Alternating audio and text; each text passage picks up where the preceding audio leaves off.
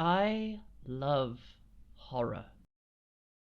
I love the B-tier slasher films, the goofy monster tropes, the thrillers, the ones that take it seriously, the ones that leave you pondering about the world it's criticizing through an existential threat. Anything Sam Raimi does. I'm also someone who thinks that Valentine's Day should be second Halloween. Yes, I'm one of those people. Horror in all its variants allows us to explore many philosophical aspects about ourselves while making the threat in question tangible in some way, or so anxiety inducing in its intangibility that we've created games and systems around how people might lose their minds when faced with them. There's so much good horror media out there. I can't get enough of it. So after that, I have a small confession to make. The zombies in The Walking Dead do not scare me. Hang on. The zombies in The Walking Dead don't scare me. What they represent does, and the effect that their influence has on humanity. I don't think they were meant to be directly scary. If anything, they're a slow, shambling, and looming threat rather than anything directly or intentionally malicious. They're pretty much mindless corpses who only have enough cognitive sense to eat, and their only senses are smell and sound. And arguably touch, because if you touch them, yeah. They pose a threat in large numbers, and since the disease is easily spread by a singular bite, and I know a few people will point out another fact in this particular rendition of the apocalypse, but I'm going to discuss it at a later point, so don't worry, I haven't forgotten. They act as a force of nature, a situation which pushes humanity to its breaking point. We could have replaced them with an alien invasion, or Thanos. I mean, Thanos is you get it. Or a bunch of other different things. Either way, we're faced with the same question, which is, when the world becomes hostile toward us, who are we in that situation? A lot of media surrounding zombies or a bioweapon infectious disease type plot has me, and probably other people, doubtful that anything in real life could ever get that bad. And then we lived through the COVID pandemic. There have been other pandemics throughout history which have led to a similar outcome. What I found and appreciated about Kirkman's vision for the world under those circumstances, it seemed to have a degree of accuracy and social criticism I didn't appreciate previously, and made me reconsider how I saw the world and people in it. Having reflected on this, I decided to play The Walking Dead again, as I have done so many times, to see if I got more out of the story with this added context. Yeah, some people are shitty, very shitty, and if they had an excuse to be more shitty, they'd take it. This isn't an uncommon theme of social criticism, and many works have that as a central theme. But the way the Telltale Walking Dead games differ is that their stories aren't entirely a grand-scale critique. Although we can see elements of this, a theme across the Walking Dead media is smaller-scale stories being told about a person or small group of people. Basically, humanity sucks, the world is hostile, how do individuals manage this? Which is why I played this game in the first place. I wanted to see what happens to the characters. I do want to speak about all the games and the surrounding context of each of them, and will probably break them all up into singular videos about each game to keep the video lengths reasonable. With all that out of the way, we're ready to start talking about the game. When thinking of a good way to start a story, I'm drawn to using this opening as an example. We're greeted with an establishing shot and some melancholic music as the police car roars by. This is great, we're heading away from the city and our focus is the car. So when we cut inside of the car, we know where we are. Establishing shots are great. What's even more great is how we're introduced to our protagonist, Lee Everett, at the back of a police car, shackled in handcuffs. He looks somber, defeated. We're given a moment to take this scene in. We don't know what kind of man he is, but he's done something. And then we're posed a question stated as a fact by the police officer. Well, I reckon you didn't do it then. We're given our first look at what dialogue trees in this game look like. The Walking Dead is first and foremost a story game with dialogue trees where your choices carry the game. It is to some extent a point-and-click adventure, but I'd say that's secondary, and we'll get more into why later, as we've just started the game. This line and your responses shows us Lee's character. From the very first line, we understand that whatever he's done, he views himself as accountable for his actions. We can now infer that Lee has been tried and found guilty based on the continuing dialogue as we notice various emergency vehicles whirring past. It's a freeway. There's more than likely going to be some sort of emergency vehicles. Naturally, a cop would find these things usual. Besides, he has his own job. Take Lee to prison. There's a resounding sense of defeat in the scene, because let's be frank, the officer does not care if we say we did or didn't do it. If anything, he's just bored and making conversation to a man who's probably going to be thrown away for the rest of his life. Or he's actually making conversation to treat Lee like a human being. The officer poses a question. Regardless, could be you just married the wrong woman. To which we get the first instance of Lee not acting as the player directed. This will tie into a few choices later down the line where Lee acts out of his own agency regardless of what the player wants him to do. The officer provides a story about another person he took to prison begging and crying about being convicted after being caught carrying out a heinously violent murder. I think this is clever. It paints Lee, guilty of the same thing, in a better light. Well, for a murderer, that is.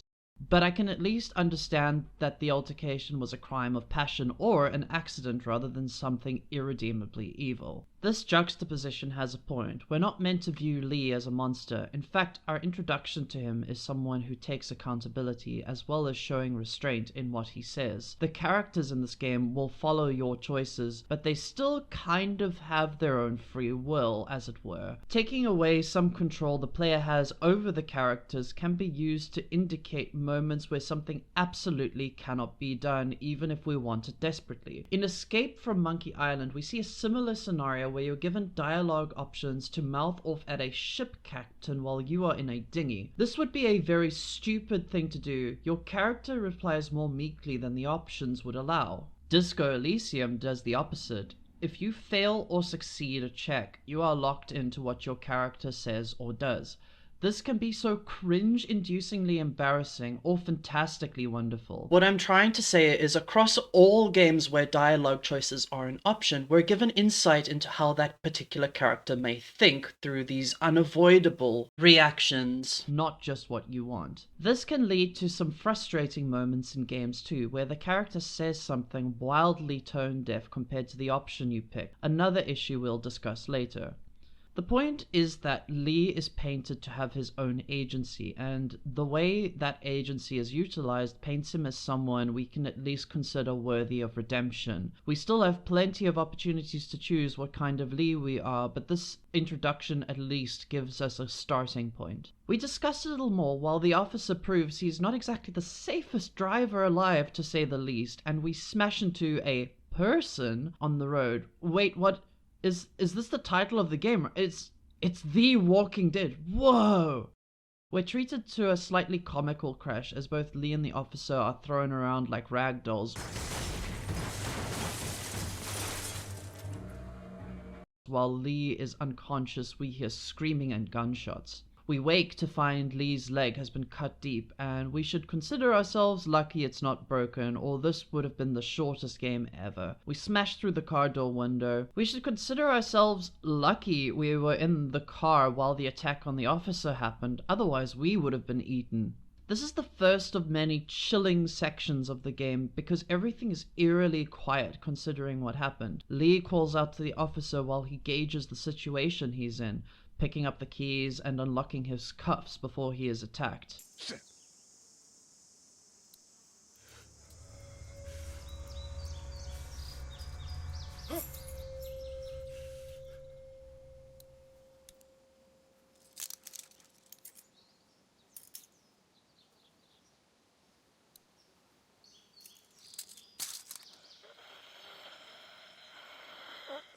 Officer? We're introduced to our first action scene in The Walking Dead. I think it's a disservice to view them as merely quick-time events because the game doesn't pull any punches. If you don't figure out what to do in time, you will die. That being said, there's usually only one correct solution, which they change in later installments, but they are serviceable here and actually kind of fun to get better at. I've done deathless runs of all the Walking Dead games to give myself a reference point. This is one of the ways the game makes you feel like you're the one reacting to the situation, and it's so much more than a brand press left to jump to the side style events, which is actually a failure of some games in this series and other Telltale projects, which I would like to discuss at some point, definitely in another video though. Lee pretty much immediately clicks that this wasn't the officer crawling to him regardless of it being his body. This is good. There's very little reason anyone would associate a white-eyed crawling mess to be human. I'm so perfectly happy to defend Lee's impulse to shoot him here and not feel two ways about it. He throws down the shotgun, probably not aware of how scarce such a tool will become. We're then greeted by a silhouette of a young kid, with Lee asking for help. It's fascinating to me how she's framed here. She's in the clearing. Lee looks up at her, almost as if she's a ray of hope in the madness Lee has been subjected to. He calls out to her for help, and this is the first interaction they have. Lee needing guidance from her. This subtle build-up to Lee taking care of his first walker to suddenly becoming surrounded, heading in the direction of the kid he saw in the clearing, climbing over the fence into someone's backyard. Something I really like about this setup is that after we go inside the house, there's several pieces of environmental storytelling to indicate there was a massive struggle in this area. Blood on the floor, a pushed over bookshelf, and the kitchen drawers are all open. Notably, all the food is gone, either raided or eaten nearby. We even slip on the blood because of our bad legs, so we're not meant to miss what's going on here. We also gulped down some water, one of the first things Lee mentioned he needed when he woke up. If you look around the room, you can find a picture of the girl and her family. Playing the recordings, we can hear that they were first meant for the babysitter and get progressively more desperate. One mentioning that a crazy guy bit the father and he wasn't feeling well. So we already know without any prior zombie knowledge that the bite will change you. Clementine, baby. If you can hear this, call the police. That's 911. We love you. We love you. We love you. The walkie-talkie we picked up in the kitchen bursts to life, and we start having a discussion with the young girl. We now know the girl's name, Clementine. Lee asks a bunch of questions. Little did we know at the time of the game's release that we just met one of the most recognizable and iconic characters in the game series. Also, little did I know how much this story would mean to me. Clementine mentions the need to be quiet. This is our first indication that Clementine has held out here at least a few days and has picked up on the fact that the monsters, as she calls them, have limited sensory capabilities, the most common one being sound. Another one that'll be established later, possibly more important, is smell. As far as I can tell, they seem to be blind or have extremely limited visual capabilities. Something I think that's very clever is that the environmental storytelling of this area can tell us what Clementine is relaying to us before she starts talking to us, and this just puts all of the pieces together. He shifts questions while talking to her about concern for her well-being. Lee has a parental streak, and we can see this in the introduction. We'll have a lot more examples to discuss later on, but I will be coming to a conclusion about something that's a kind of running theme in media, something I'm quite emotionally invested in. After the discussion, we're attacked by a zombie, and without Clementine's help, we probably would have been worse off or dead, since she gives us a hammer. And we're treated to a brutal killing of a zombie, more brutal than the clean shot we got earlier. You have to actively do each strike in this encounter. The next interaction is one of my favorites in the game. Did you kill it? Yes. It's okay. I think she was a monster. I think so too. You've been all by yourself through this? Yeah, I want my parents to come home now. I think that might be a little while, you know? Oh. Look, I don't know what happened, but I'll look after you until then.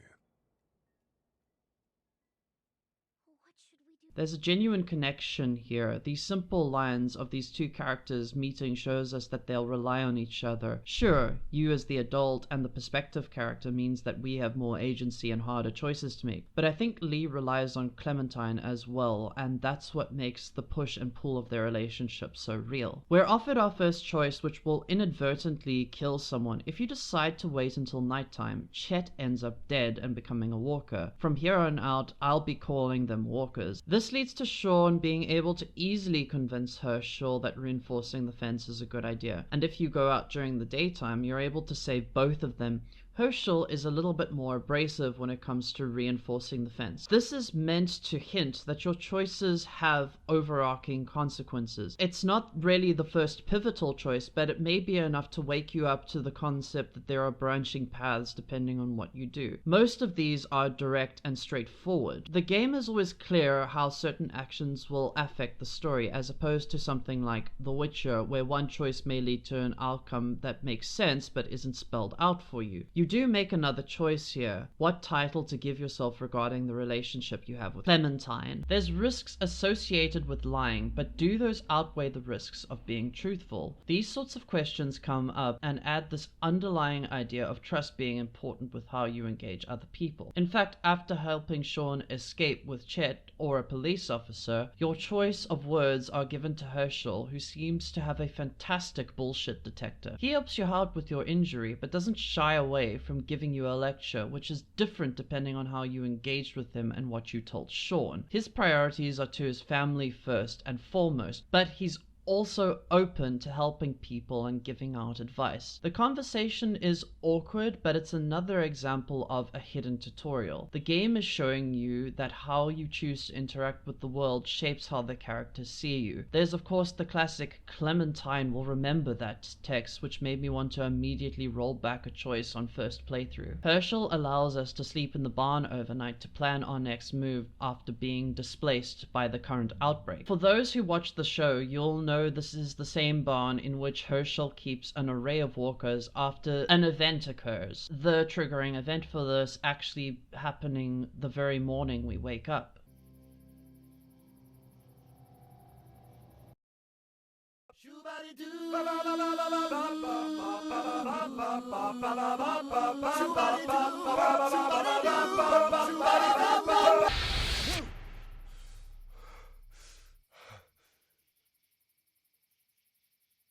We wake up to the sight of one of the most important characters to the Walking Dead game's story, Kenny. Your first impression of Kenny is that what I interpret as the southern hospitality. He has a friendly demeanor from the get-go and will talk to you about his son and wife and even offer you a lift in his pickup truck. He's a commercial fisherman and also quite handy at mechanical repairs. He's also no stranger to physical confrontation when it involves keeping his family safe.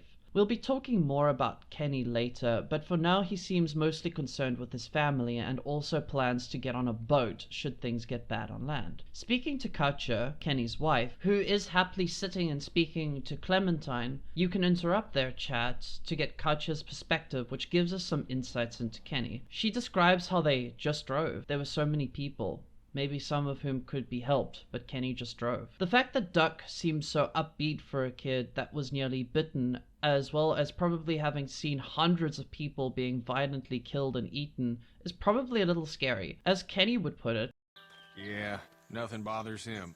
Like water off a duck's back, you know?" That's a valuable trait lately. No kidding. But frankly, I think it's because he's dumb as a bag of hammers. Dad!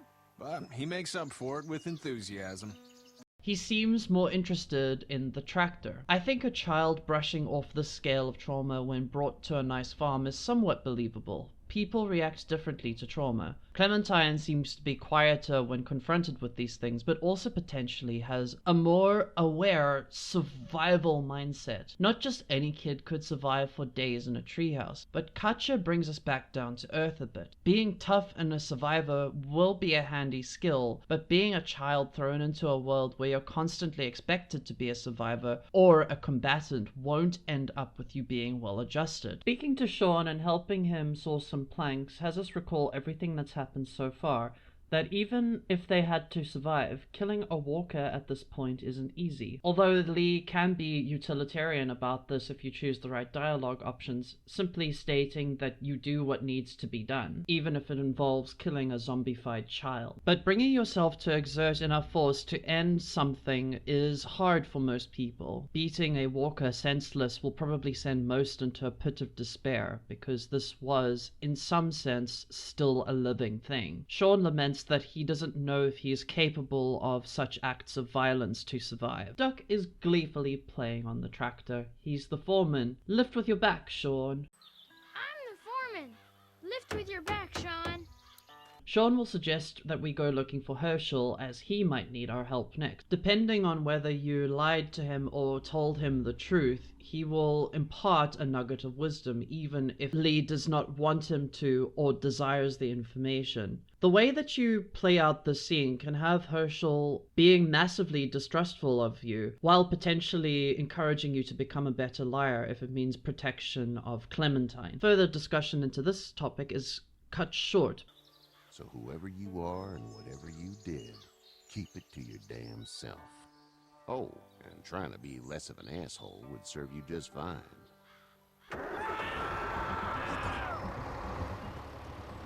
Go! I'll get my gun! Duck has released the brake on the tractor and it's rolled onto his leg, which is made worse by the fact that there are now walkers here. Somehow, I don't know how they could have snuck up on us, but I guess Hershell and his neighbors' apathy that those things don't happen around here is enough to suggest that they aren't the most careful bunch. We're faced with a choice. Save Sean or Duck.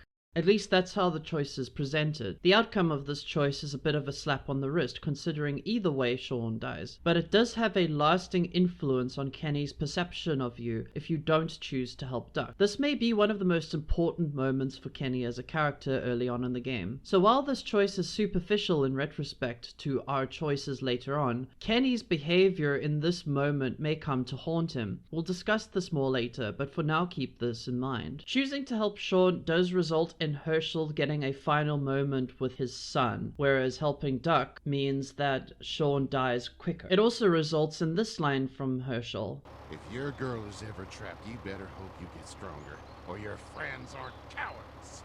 Explaining that he found Kenny's acts cowardly, running away when somebody else was in need. Oh, we have so much to discuss when it comes to Kenny in this game. Either way, you're given a ride to Macon by Kenny and Hershell kicks you off farm. As an aside, this is a pivotal moment for Hershell in the show and comic series. His son becoming a walker kickstarts his desire to view walkers as sick people, which leads to a scene in which people who don't know how recoil works have an emotional moment killing Hershell's prized walker collection. Hey there. You friendly? Truck's run out of gas. Kenny showing us he has the survival instincts of a toddler. Our group is surrounded, and luckily, we're saved by best girl Carly. Yes, Carly is best girl. Fight me. We're rushed into the drugstore where we meet the rest of the group, who immediately starts arguing about the fact that someone had the humanity to save other displaced people. This gives us our first wonderful impression of Lily and her father Larry, who are the prime instigators for the fight. Larry is probably my least favorite character off the bat. Sure, you could argue Kenny isn't helping by yelling back in this situation, but Larry is just the representation of the worst kind of man to ever grace your dinner table at a family dinner. I suppose in this case, we're the dinner. What a good joke. Lily's first impression ain't that much better, I'll tell you that much. She's also coming off as a bit of a loose cannon ready to blow. She seems like the kind of person who would shoot you in cold blood during an argument. Come on, there's no way that would happen, right? Anyway, I'm sure these two will grow on us as the group develops, right? A bad first impression never hurt anyone. I'm quite biased here for my like and dislike of certain characters. Kenny represents an archetype that I am quite endeared to. But I could see the argument that Lily and Larry are hard survivalists who believe in maintaining their current group and being extremely cautious of outsiders to the point of arguing that abandoning them for the greater survival of your current group is the morally correct decision. After all, Kenny's not that much different. There were many people that could have used his help as they were driving through the city. When we were fighting our way in, a walker dropped on Duck, and we're led into a scenario where he's covered in walker guts. gross. But because Larry is a reasonable, measured individual, he immediately starts acting like Duck is bitten. Don't you fucking people get it? We've already seen this happen. We let someone with a bite stay in, and we all end up bitten shut. Larry offering us some exposition, which is actually pretty clever. You see, any monster movie nerd would probably just assume that the bite of a walker turns you into a walker. But outside of that fan base, you're probably going to have people confused as to why it's a big deal. Making a big deal out of it now confirms it for the nerds and informs first-time players. Lee can end up gassing up Larry here by agreeing that maybe Duck was bitten. But the altercation never gives the impression that Lee is jumping to as solid a conclusion as Larry is. Most of my playthroughs, I was very protective of Duck, but I had to deviate from that to see other options. Attempting to reason with Larry leads to Kenny still becoming as aggressive as he would be. Or you can just tell Kenny to knock him out. Knock this guy out. Happily. Jesus! Oh, man. I mostly feel very strongly about taking care of kids and doing the best you can for them. I'm not a parent, I just really want the best for future generations. What kind of Lee you're playing will start to deviate here and set a path up for him in the group, and you don't know anything going in. You may not notice the subtle ways in which this occurs. Interactions between the player and other characters are influenced by these interactions, with certain characters warming up to you or getting progressively colder. This is actually really well done, and while I have a few complaints, we'll put those aside for now. If you play your cards right, you can get one of my favorite deliveries by Lee. No! You don't touch that board! You don't touch anybody! I've got a little girl I'm trying to protect in here too. You want to get violent, you old fuck? Well, come on! You better have a plan to kill me though, because it's me before anyone else in here! This was the first time I really started to understand what kind of Lee I wanted to be in my first playthrough. All other examples are equally meaningful, but this is the moment where my Lee started to hit home. This was a man whose ideals revolved around found family and protecting the people you care about. The fighting is brought to a sudden stop by a walker attacking Clementine. This was actually brilliantly set up because right at the beginning of the discussion, Lee was telling Clementine to either hold it or just to go to the bathroom. And then during the conflict, without anybody else realizing, he described exactly where the keys would be. It's just locked. Keys behind the counter. Probably. This is a small bit of show don't tell storytelling that I really enjoyed, because from this we can glean the fact that Lee at least knows the owners of this place, and later on we'll find out how close they actually were. The drugstore was owned by his parents. He does need to try and keep that a secret though, given he was on his way to prison, and introducing yourself as a murderer isn't exactly a great first impression. Larry's heart acts up, and for the first time we can actually have a calm conversation with everyone while he is incapacitated. We get introduced to the other characters in the pharmacy so far. The two that haven't been mentioned or active yet are Doug and Glenn. Doug is characterized as more or less your typical soft-hearted tech guy, but without the nice guy energy. There's a moment where Lee assumes he spends most of his time on the computer. Nice one, Lee. But according to him, he's more interested in doing his own thing, figuring himself out in some ways. I like him overall, and he's a stark contrast to Carly in many ways. We also find out that he has a heroic streak. Carly would be dead if not for Doug. What I'm trying to say is that there's a lot more to him, and even though Carly is still best girl for me, I really like Doug as a character as well. Glenn is a scrappy, resourceful individual who I don't have much to say on. He seems to function as mostly another cameo as a tie-in character to the TV series, and for the most part serves as a scout for this part of the game. He's a bit socially awkward, and having not watched the show in years, I couldn't really tell you how much of a contrast is from his TV show counterpart. And now we get one of those quiet phases where the game encourages you to talk to the other characters. So let's discuss where everyone is at this point. Clementine laments about being scared that she got grabbed, and you can console her on it for now. She just seems a bit shell-shocked and tired from the journey to get here. If you look around the room, you can scavenge a chocolate bar for her. Well, technically you don't have to give it to her, but I doubt anyone would do that. Clementine holds on to one of her walkie-talkies, the other one being with Glenn in case something goes wrong while he's out scouting. There's another 2 chocolate bars lying around, and you can choose who to give them to, each of them showing their gratitude in small ways. Carly is holding up okay. She's a no-nonsense reporter and a sharpshooter, which makes her extremely useful given the circumstances. You can help her fix a radio which only ends up broadcasting a miserable final broadcast from one of the radio stations she worked at. It's pretty clear that it's bad everywhere. She's extremely technologically impaired, requiring help just to know which way batteries are supposed to go in. Her sense of humor is still intact despite everything, which is refreshing given some of the other folks in the group. Lily will berate you, or at least be mildly less annoyed with you depending on how the argument between you, Kenny, and Larry went. She'll talk a little bit about her dad and his heart condition. She'll also mention that her dad doesn't mean it, which isn't exactly comforting. You can also find out that there was an old couple in the back, and yeah, unfortunately Lee's parents didn't make it. When it comes to Larry's... Ah, fuck you. Yeah, I guess. Depending on how you play, Kenny may come off as an unrepentant asshole, but every time I see an analysis of his behavior, I feel it misses certain lines and details about him. But in this instance, you can see that he tries, even going as far to supporting trying to get medicine for Larry. What's your name? It's Lily. My dad's Larry. Keep a good eye on him. These boys will work on getting you your medicine.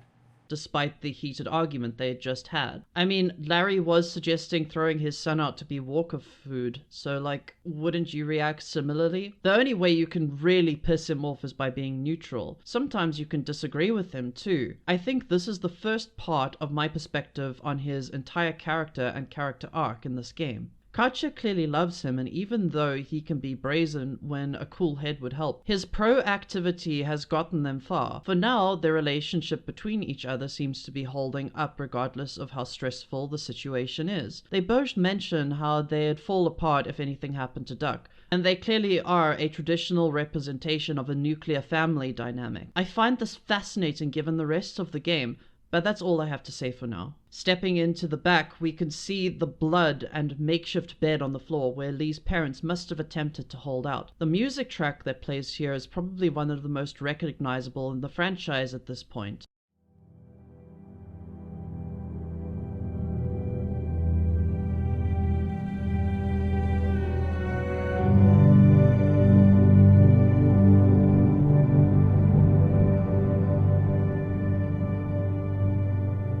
This is Alive Inside. From my perspective, it has become emblematic of the whole series.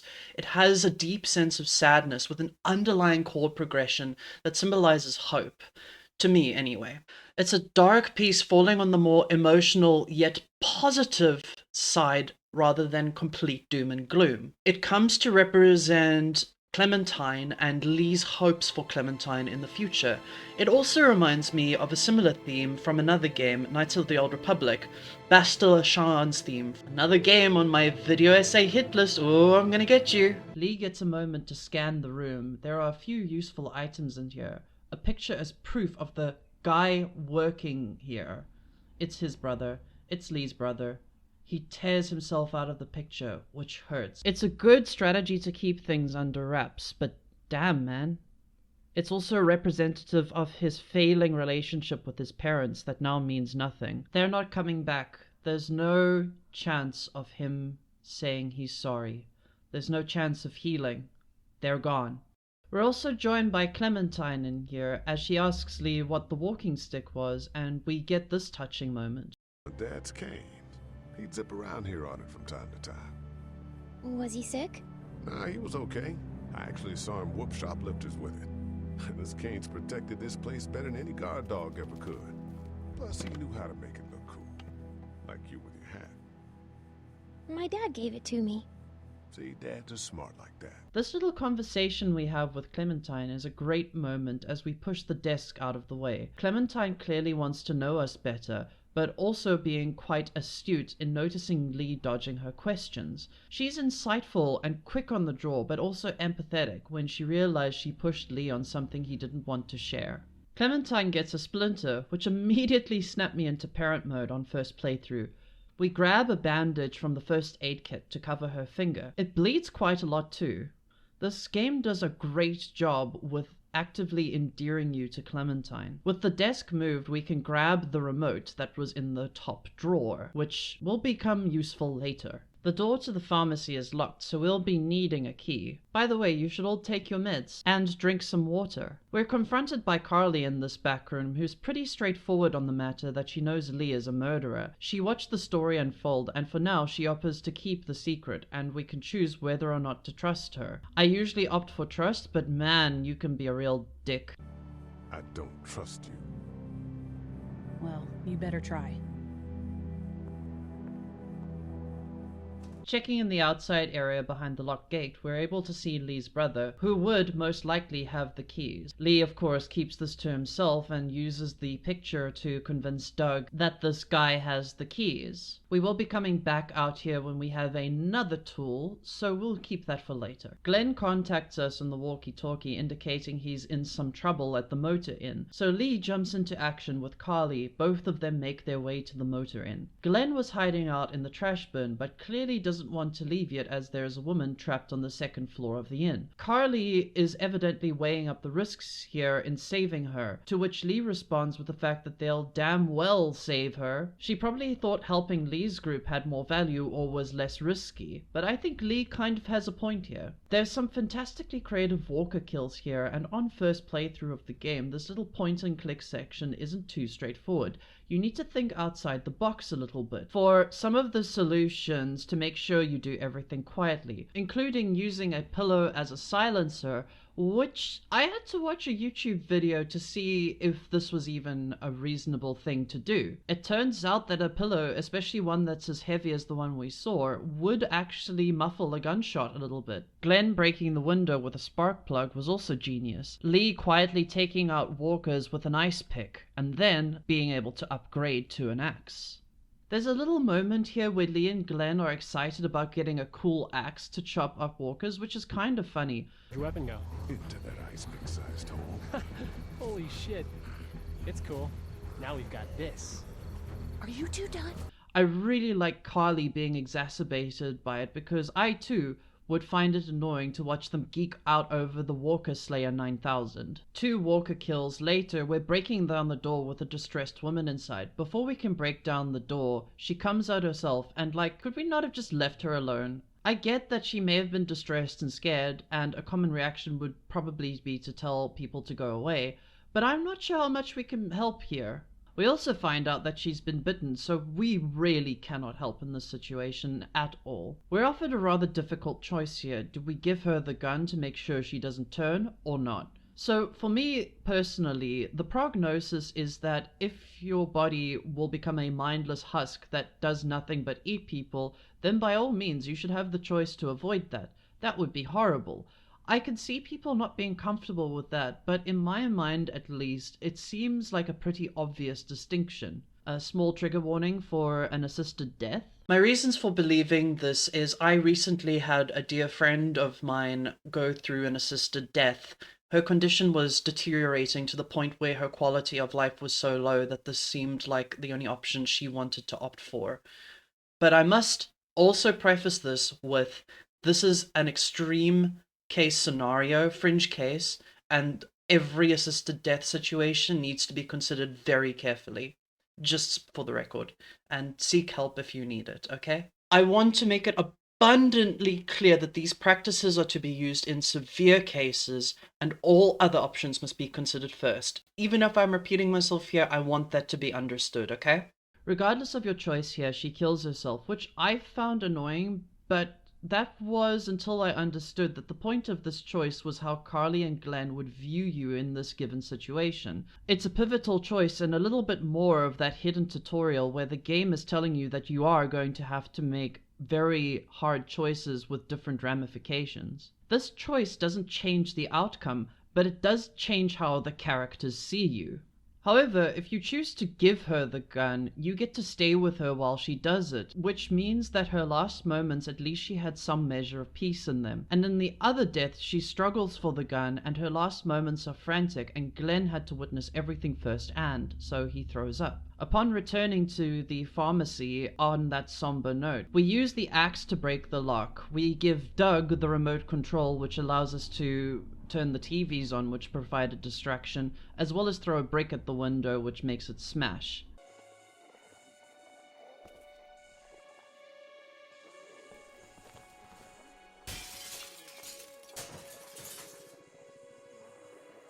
Vandalism. Nice. Doug really likes the vandalism. Lee has to kill the walker that was his brother. You can say some touching lines here, and this I think is more for Lee's characterization than the players. I found it sad, but I didn't know anything about his brother, so it was hard for me to establish the connection. I was moved by it, and I think the game would have been worse off if we did a bunch of anime flashbacks about how great his brother was, so this is fine. Lee loves his brother. Also, currently his walker killing skills suck here. He goes from being a walker slaying doom guy to not aiming properly. Probably an indication that he's torn up about having to do this to a family member. With that all said and done, we get the keys and rush inside before we get chomped. Phew, wow, now we have the keys. Everyone is alive. Everyone is alive. Now we can just get into the pharmacy and get Captain Crank his meds and... Oh no. Shit. We gotta hurry. Well, that's not good. The alarm goes off, and now every walker in the area is drawn to this place. The scene is frantic. This is our first experience with a herd of walkers. I know I mentioned previously that walkers don't really frighten me, but if you're caged in like this, I'd assume that'd be a pretty tense situation. I don't know how Kenny would be able to pull the truck around back without getting swarmed by walkers, but I guess the noise is enough of a distraction. We managed to get the doors closed.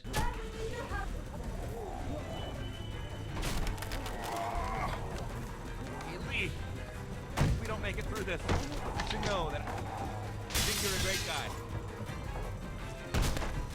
Shut up, dog. Clementine being useful by fetching the cane, and the windows end up not holding out. The music becomes a tense heartbeat track playing as we have to choose if we help Doug or Carly. You get the feeling that this isn't like the others. Whomever you help here, the other will die. I picked Carly my first time round, which made me feel bad for Doug. My justification is that Carly is combat capable, but the main reason is I just like Carly a bit more on my first playthrough. But putting that aside, it was my knee-jerk reaction, and we will be talking about both characters throughout this, don't you worry. This is what the mechanics of the game have been building up to. Your actions have a lasting consequence here and drastically change certain outcomes of the game. Whomever we save, we're treated to a, to put it politely, gruesome death of the other party member. Clementine gets grabbed, and thus I enter the Giga Parent mode again and save her. After doing that, she runs off. We're all leaving as a group when, oh hey Larry! You son of a bitch!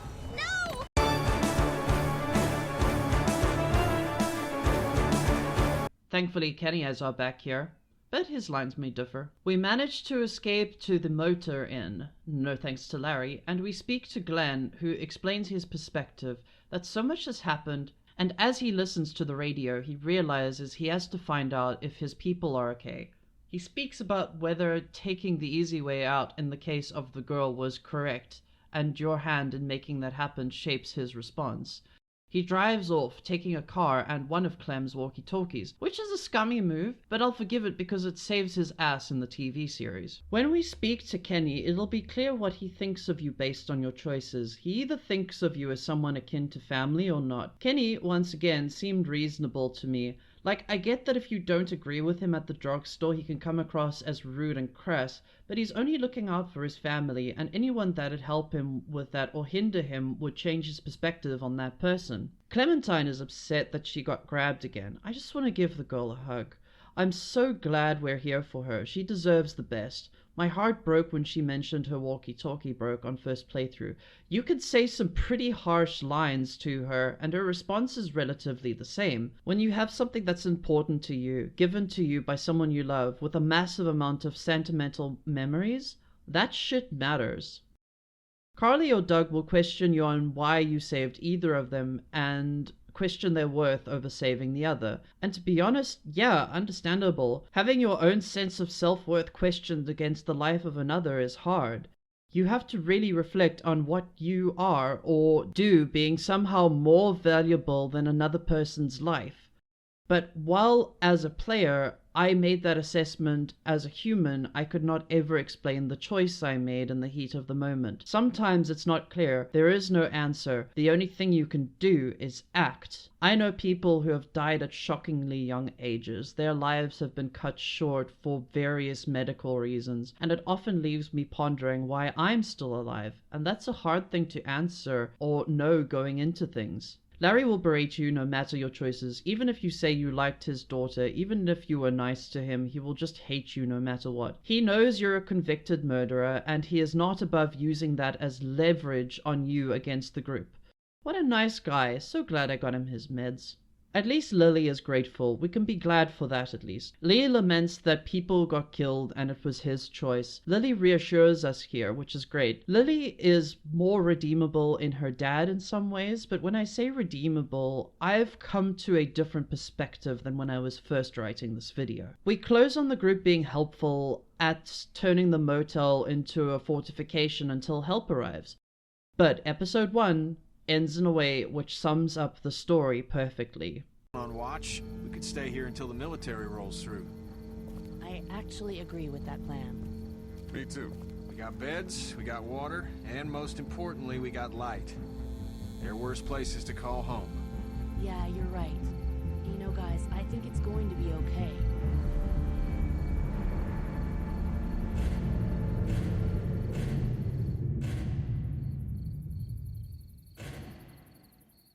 That was fantastic. I'm sorry, the makeup's not that great. I had to do it myself, but I wanted to look like, you know, the blackout zombie type thing. Also wore a baseball cap like Clementine and a dress.